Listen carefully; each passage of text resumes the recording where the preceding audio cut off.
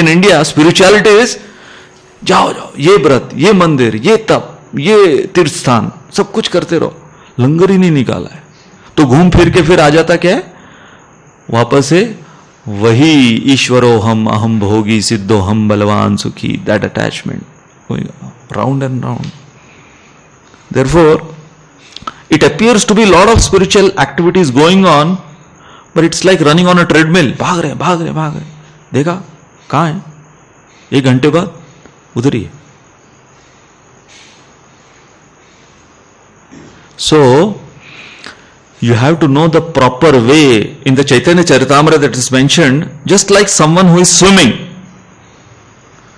So the act of swimming is, you have your one hand ahead and then the other one ahead, and you keep pedaling your feet.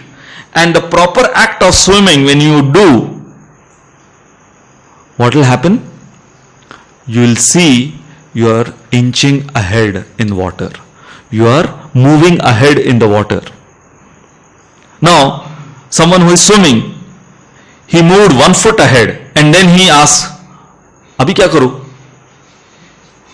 तो जो coach है वो क्या बोलेगा? वही करो जो पहले स्टेप में किया, जो 1 फुट आगे तुमको लाया, वही करो।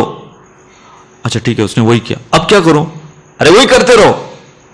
For a swimmer, he has to keep doing the same thing again and again. And sometimes we see those who don't know the proper way of flapping hands and legs. नया आदमी, उसको swimming बिल्कुल नहीं आता है, उसको ढकेल दिया पानी के अंदर, कितना हाथ पैर मारता है वो, है ना। नए नए स्विमिंग करने आप लोग कौन स्विमिंग सीख रहे हैं, या कितने लोगों को आता है स्विमिंग? तो जिनको नहीं आता है वो लोग, आप लोग उतरे तो होंगे ना कभी, है ना, कि खाली बाल्टी मग्गा लेके जाते हैं। तो आप लोग कभी उतरे होंगे स्विमिंग सीखने के लिए।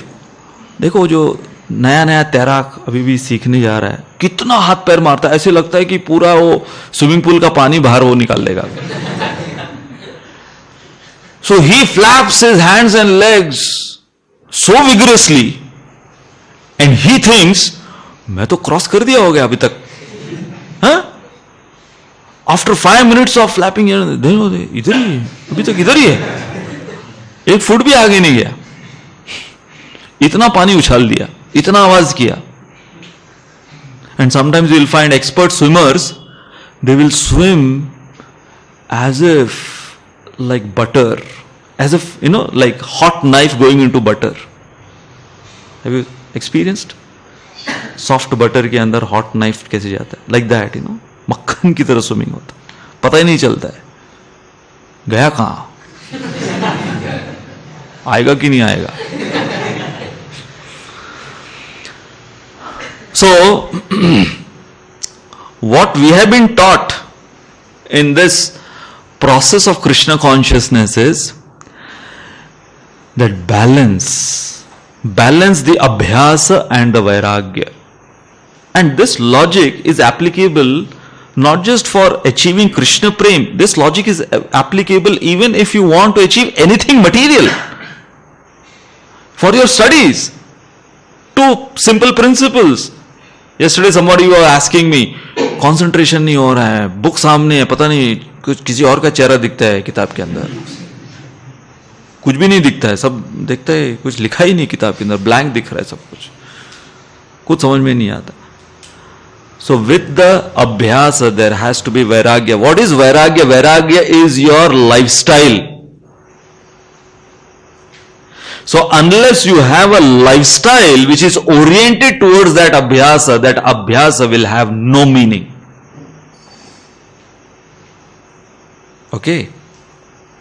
And simply vairagya without abhyasa, it's just, you know, you have so many animals who are quite renounced and bairagi. They look like they're quite renounced and bairagi.